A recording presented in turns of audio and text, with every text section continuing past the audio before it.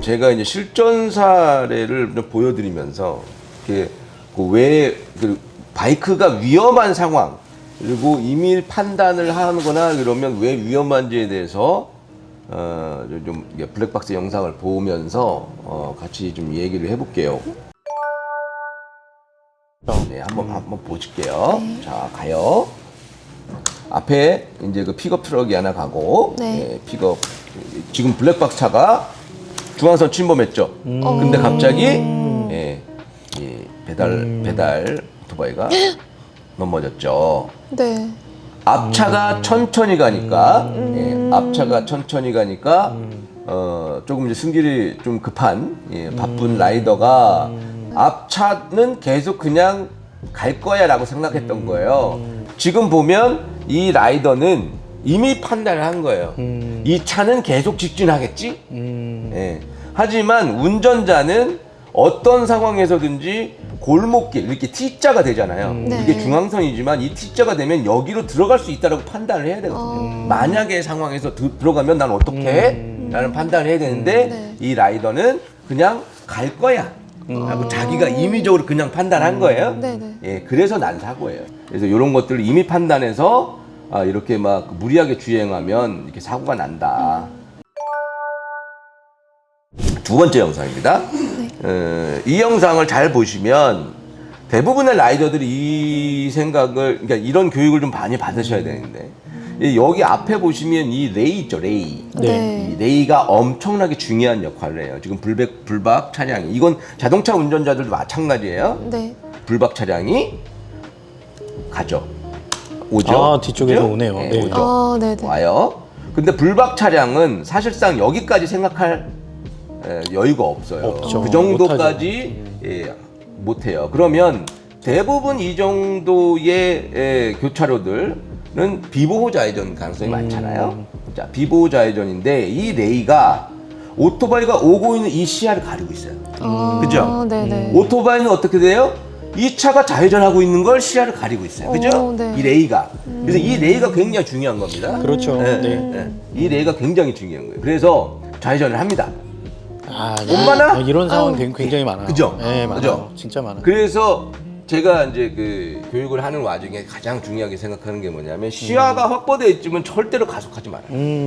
그러니까 사실은 이 장면이 굉장히 중요해요. 네, 그래서 이 레이가 어떤 역할을 하는지 그리고 도로 상황에서 어떤 시야를 이게 방해하고 있는 차가 있는지를 빨리빨리 파악해야 돼요. 요거는 지금 현 시점에서 가장 많이 나는 사고예요. 어허. 네, 이거는 어떻게 생각하세요? 가장 흔한, 가장 많이 발생할 수밖에 없는 그런 사고라고 저는 생각을 합니다. 이미 라이더 입장에서는 어떻게 보면 갓길 주행이죠, 이게. 좀 남는 도로, 네네네네. 동차선 투어리죠. 네네네. 어느 정도 이제 차가 우회전 할 거를 예상을 하지 못하고 일단은 제가 볼 때는 속도가 너무 빨라요. 지금 요런 갓길 주행할 때 이렇게 빨리 가면은 사고 위험률이 굉장히 많은데 제가 지금 영상을 봤을 때 굉장히 빨라요.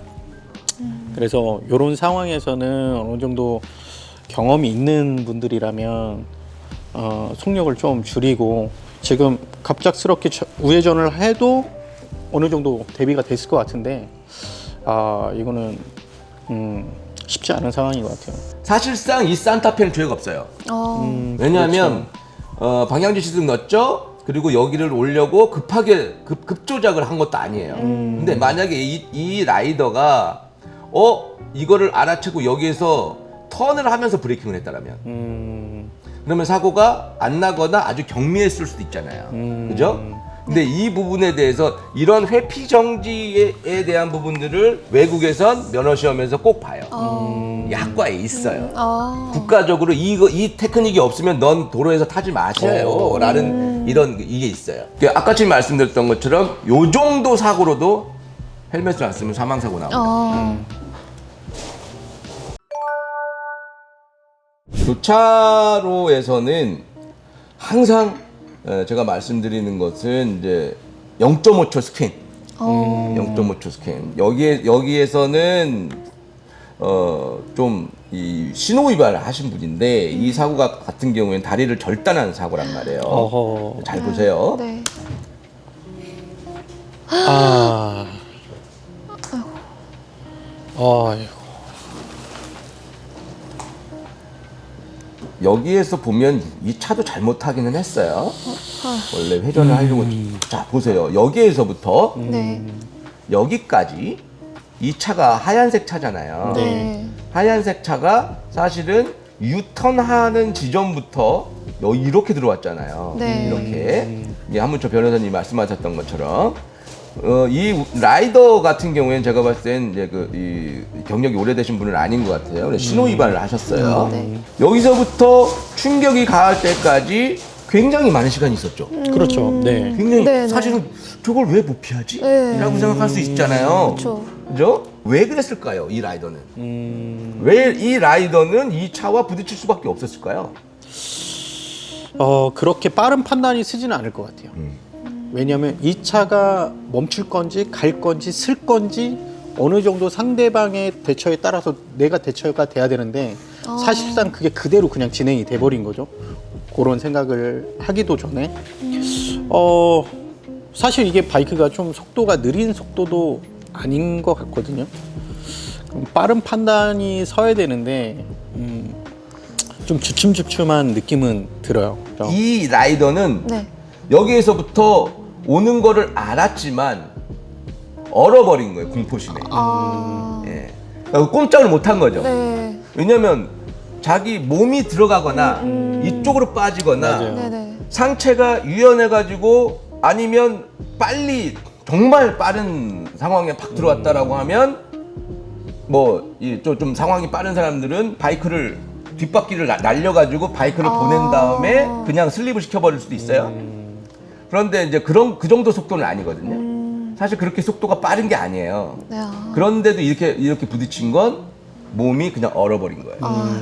그러니까 몸이 내 체중이 추가돼야 되는 오토바이인데 가만히 있으니까 그 중심대로 그냥 그대로 앞으로 가는 거예요. 심지어 브레이킹도 제대로 못 하죠. 아, 그렇죠. 예? 그러니까 도로에서는 임의 판단을 하지 마십시오. 앞에 주행하던 자동차가 혹은 오토바이가 이렇게 갈 거야.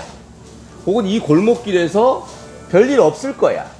이 교차로에서 급하게 뛰어들어오는 차가 없을 거야. 이렇게 생각하지 마시고 항상 가능성을 열어놓고 최악의 상황을 상상하셔야 됩니다.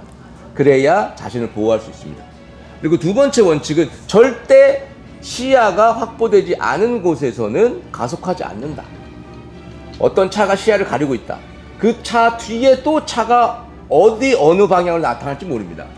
그리고 언덕길을 넘어갈 때 언덕길 맞은편에 언덕길 건너편에 어떤 차가 주차되어 있을지 어떤 차가 좌회전이나 유턴을 하고 있을지 몰라요. 그 상황에서 가속을 했을 땐 내리막에서 브레이킹하기는 더더욱 힘들어집니다.